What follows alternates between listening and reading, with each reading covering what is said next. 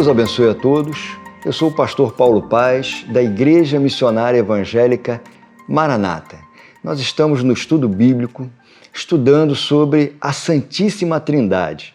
Na aula passada, a aula de número 1, nós falamos um pouquinho sobre a história. Nós fizemos uma introdução do tema Trindade, a doutrina da Trindade. É claro que esse termo ele sugere muito a questão da teologia, do estudo teológico, mas é um estudo extremamente bíblico, necessário para os nossos dias. Então, na primeira aula, nós falamos um pouquinho sobre alguns textos preliminares que já demonstram para nós, com muita clareza, a ação, a existência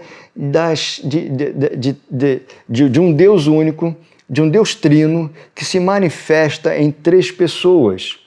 Nós falamos sobre alguns textos, baseados inclusive a partir do primeiro livro de Gênesis, onde nós já podemos observar e vislumbrar a ação da Trindade em alguns textos de Gênesis.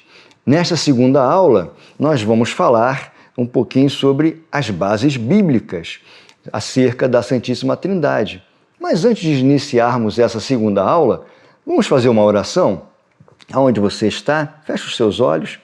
Senhor nosso Deus e nosso Pai. Meu Deus, nós queremos te agradecer pela construção desse trabalho do estudo bíblico Maranata. Meu Deus, já temos sido extremamente abençoados com tantos temas maravilhosos, temas necessários, temas que estão nos ajudando, edificando a nossa vida espiritual, a nossa caminhada com Jesus. Meu Deus, não será diferente com esse texto, com esse tema Santíssima Trindade. Meu Deus, mas nós pedimos, nós rogamos que o Senhor nos use, nos capacite para transmitir esse estudo de forma clara, meu Deus, de forma que não haja confusão acerca do que está sendo dito, muito pelo contrário. Por isso nós pedimos que o Teu Espírito Santo, que habita em mim e que habita também nesse irmão e nessa irmã que está nos assistindo, meu Deus, que esse mesmo Espírito Santo possa trazer clareza, possa trazer o entendimento de tudo que nós estamos falando acerca da Santíssima Trindade. Meu Deus, que esse estudo fique gravado em nossas mentes, gravado no nosso coração, até o dia da eternidade. Assim nós oramos e já te agradecemos em nome de Jesus. Amém. Apenas como revisão, na primeira aula, nós falamos que a doutrina da Trindade ela faz parte da chamada teologia sistemática. Aliás, a teologia sistemática faz parte dos cursos de teologia. E nós temos o nosso IBM, Instituto Bíblico Maranata. Temos lá a teologia sistemática no IBM. E a primeira parte da teologia sistemática nós chamamos de teologia ou doutrina de Deus. E dentro da teologia, doutrina de Deus, nós temos o estudo acerca da Trindade. Falamos também um pouquinho sobre a história do termo, porque você vai observar, lendo a palavra de Deus, de Gênesis a Apocalipse, você não vai encontrar em nenhum momento a palavra Trindade na Bíblia. Muito embora não esteja na Bíblia, o termo ele é bíblico. E, na verdade, ele foi criado ou constituído ou cunhado pela primeira vez por um teólogo chamado Tertuliano, isso lá no final do século II, depois de Cristo, ou seja, na era cristã. Tertuliano, ele entendeu naquele momento que precisava criar um estudo, e aí ele escreveu algumas coisas acerca disso, elucidando o fato da existência da Trindade. No seu tempo, haviam movimentos heréticos, então era muito importante defender a fé cristã.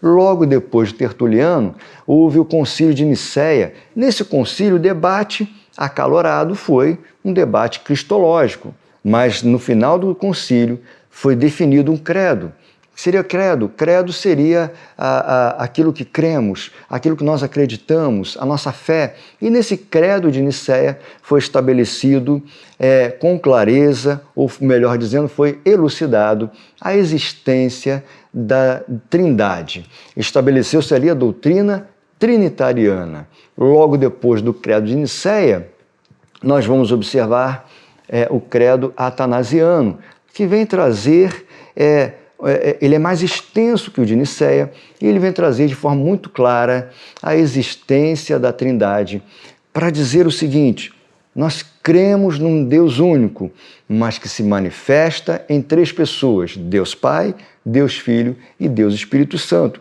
No começo da aula 1, nós citamos o apóstolo Paulo na primeira carta que ele escreve aos Coríntios, capítulo 8, versículo 6, que diz assim: todavia, para nós há um só Deus, o Pai de quem são todas as coisas e para quem existimos, e um só Senhor Jesus Cristo, pelo qual são todas as coisas e nós também por Ele.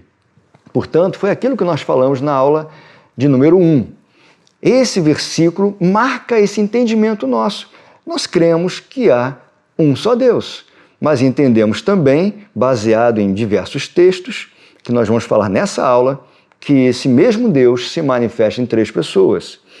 Por exemplo, no batismo de Jesus, aliás, no batismo de Jesus nós temos um desenho maravilhoso da presença da Trindade. Veja, no batismo de Jesus, o Espírito Santo veio sobre ele, sobre Jesus, e o Pai falou desde o céu. Nós lemos isso em Mateus, capítulo 3, versículos 16 e 17. Diz assim a palavra: e sendo Jesus batizado, saiu logo da água, e eis que se lhe abriram os céus, e viu o Espírito de Deus descendo como pomba e vindo sobre ele. E eis que uma voz dos céus dizia: este é o meu Filho amado, em quem me comprazo. Então observe que se nós parássemos o nosso estudo apenas falando desses dois versículos de Mateus capítulo 3, que são os versículos 16 e 17, eles já seriam suficientes para desenharmos no mesmo quadro, na mesma cena, a presença da Trindade.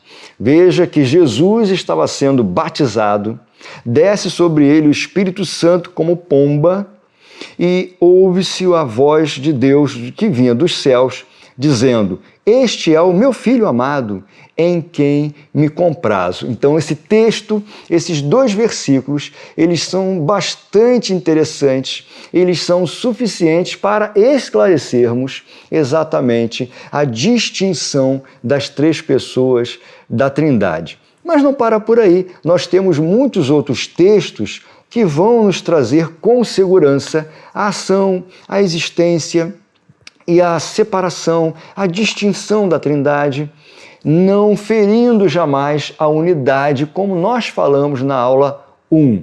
Nós não temos nenhuma dificuldade em afirmar três pessoas, mas uma unidade, um único Deus, chamado de Deus Trino.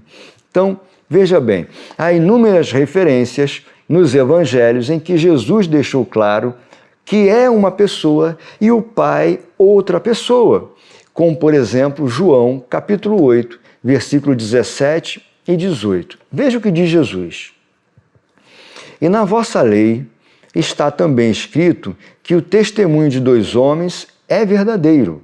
Aí ele diz assim: eu sou o que testifico de mim mesmo, e de mim testifica também o Pai que me enviou. Então entenda bem, Jesus mesmo, ele faz muitas citações, e nós vamos falar de outros textos, onde ele diz: o Pai me enviou. Ele faz essa separação do Filho e o Pai, Deus Filho e Deus Pai. Então Jesus, os evangelhos estão cheios de versículos aonde nós podemos ver essa separação, essa distinção. Bom, no Antigo Testamento, nós falamos até mesmo na aula de número 1, mas eu quero repetir, o livro de Gênesis, ele já traz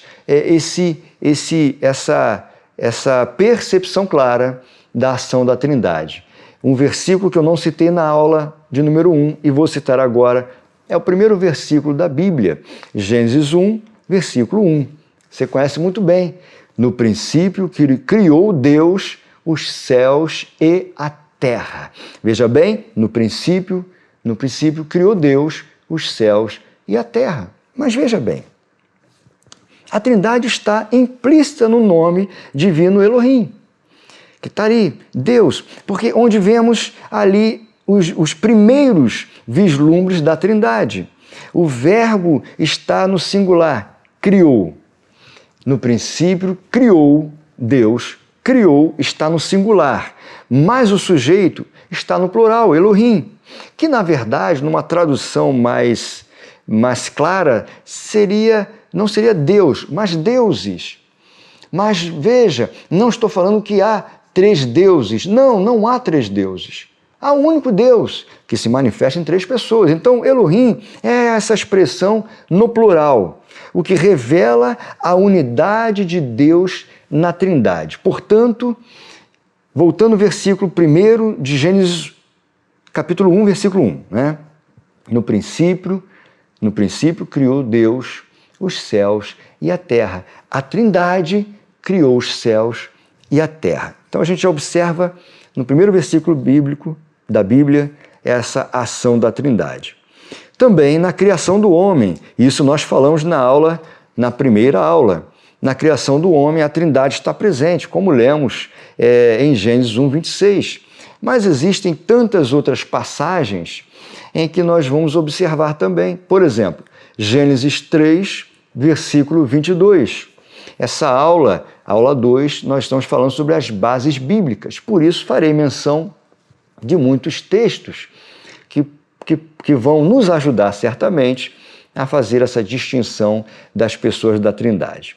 Gênesis 3, versículo 22, diz assim: Então disse o Senhor Deus, eis que o homem se tornou como um de nós, conhecedor do bem e do mal. Assim que não estenda a mão e tome também a árvore da vida e come e vive eternamente. O texto vai seguindo, mas veja o comecinho desse versículo 22 de Gênesis 3. Então disse o Senhor Deus, eis que o homem se tornou como um de nós. Observe claramente aqui uma expressão em que fala da junção da Trindade ou a manifestação da Trindade. Gênesis 11, 7, nós citamos na aula de número 1, mas eu vou falar dos versículos anteriores ao 7 para a gente entender um pouco do contexto. Em toda a terra havia apenas uma língua e uma só maneira de falar. Os homens partiram do Oriente, encontraram uma planície na terra de Sinar e habitaram ali. E disseram uns aos outros, venham, vamos fazer tijolos e queimá-los bem. Os tijolos lhe serviram de pedra e o betume de argamassa. Disseram, venham, vamos construir uma cidade e uma torre cujo topo chegue até os céus. E tornemos célebre o nosso nome, para que não sejamos espalhados por toda a terra. Você conhece bem esse texto, fala da Torre de Babel, né, da confusão de línguas. E aí diz assim, então o Senhor desceu para ver a cidade e a torre, que os filhos dos homens estavam construindo. E o Senhor disse, eis que o povo é um, e todos têm a mesma língua. Isto é apenas o começo. Agora não haverá restrição para tudo o que eles planejam fazer. E aí vem o versículo definindo a Trindade. Venham, vamos descer e confundir a língua que eles falam, para que um não entenda o que o outro está dizendo. Então você vê aqui, rapidamente e de forma muito clara, a ação da Trindade na confusão das línguas. O livro do profeta Isaías, capítulo 6, versículo 8, também traz aqui um texto muito interessante. Lendo os textos anteriores, lendo o versículo 8 mesmo, Isaías 6, versículo 8, diz assim, depois disto, ouvi a voz do Senhor que dizia, a quem enviarei e quem há de ir por nós? Disse eu, eis-me aqui, envia-me a mim. Então veja bem, e repetindo, disse depois disso, ouvi a voz do Senhor que dizia, a quem enviarei e quem há de ir por nós? Pela Trindade. No qual é respondido, eis-me aqui, Senhor, envia-me a mim. No Novo Testamento, a Trindade ela só pode ser ensinada explicitamente com o advento do Filho, do Senhor Jesus Cristo, do nosso Redentor, do nosso Salvador, e com a manifestação do Espírito Santo. Então, no Novo Testamento, veja, nós temos essa possibilidade muito mais clara de enxergar a Trindade, a ação da Trindade. Vários são os textos, mas veja que cumprindo o plano que desenhava o sacrifício perfeito na cruz do Calvário, Jesus, ele vem, ele vai estar conosco, encarnado, o Verbo se torna carne, habita entre nós, é crucificado na cruz do Calvário, no terceiro dia ressuscita, dá algumas instruções ainda aos seus discípulos, depois tem a sua ascensão e ele manda o Espírito Santo para que viesse e ficasse com a sua igreja. E nós vamos ver a ação do Espírito Santo, principalmente no livro de Atos dos Apóstolos, que na verdade poderia ter sido chamado, havia até uma discussão muito antiga acerca disso, poderia ser chamado de não Atos dos Apóstolos, mas Atos do Espírito Santo por intermédio dos apóstolos. Bom, no Novo Testamento, Mateus 28, 19, nós vimos ali a Trindade no ide de Jesus. Portanto, ide, ensinai todas as nações, batizando-as em nome do Pai e do Filho e do Espírito Santo. O apóstolo Paulo mostra o aspecto trinitariano na sua primeira carta aos Coríntios, capítulo 12, versículo 4 a 6. E eu acho esse texto extraordinário dentro do assunto que nós estamos falando, dentro da Trindade. Veja bem, ora, há diversidade de dons, mas o Espírito é o mesmo. Observe bem. E há diversidade de ministérios, mas o Senhor é o mesmo. E há diversidade de operações, mas é o mesmo Deus que opera tudo em todos. Então ele começa, vamos dizer assim, de trás para frente. Ele vai dizer assim, há diversidade de dons, mas o Espírito Santo é o mesmo. Há diversidade de ministérios, mas o Senhor Jesus é o mesmo. E há diversidade de operações, mas é o mesmo Deus Pai que opera tudo em todos. O apóstolo Paulo nos traz essa riqueza de informações de uma forma muito bem organizada, detalhada, fundamentada e apresentando para nós a Trindade no que se refere ali a esse texto que fala de dons, ministérios e operações. Bom, na bênção apostólica, nós também observamos com muita clareza a Trindade, porque está escrito assim, segunda carta que o apóstolo Paulo escreve aos Coríntios, capítulo 13, versículo 13.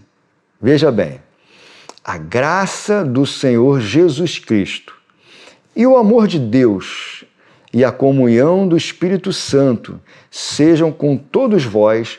Amém. Então, na própria bênção apostólica, que nós usamos em nossas igrejas, todo final de reunião, de culto, nós, os pastores, nós impetramos a bênção apostólica. E na bênção apostólica, que é retirada deste texto, que é esse texto de 2 Coríntios 13, 13, nós já vimos aqui que a bênção, ela já representa também o aspecto trinitariano, representa a Trindade, que diz assim, a graça do Senhor Jesus Cristo, que é o Deus Filho, e o amor de Deus, o Deus Pai, e a comunhão do Espírito Santo, o Deus Espírito Santo, sejam com vós todos. Amém. Portanto, existe harmonia entre os dois testamentos, o Antigo Testamento e o Novo Testamento. Não há desarmonia, não há conflito. Muito pelo contrário, há uma harmonia de todos os textos que se referem à Trindade no Antigo Testamento, na Antiga Aliança e também no Novo Testamento, quanto à doutrina da Trindade, quanto ao ensino da Trindade. Então veja, a Bíblia ela está recheada de versículos, de Gênesis a Apocalipse, que trazem para nós um entendimento maravilhoso, que conforme nós falamos, de um Deus único, que se manifesta em três pessoas: o Deus Pai, o Deus Filho e o Deus Espírito Santo.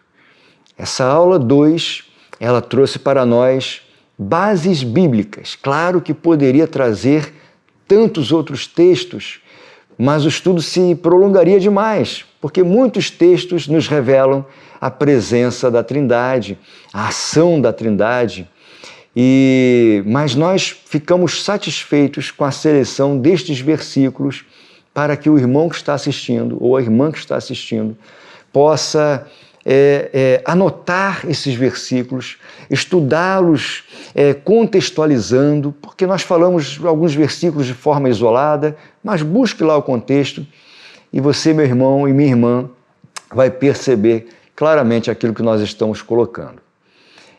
Essa segunda aula que nós estamos terminando nesse momento. Teremos ainda uma terceira aula. A próxima aula, a aula 3, nós vamos falar um pouquinho mais sobre as três pessoas, mas nós vamos falar também sobre a obra que cada uma delas exerce ou faz na minha vida e na sua vida. Que Deus te abençoe, em nome de Jesus.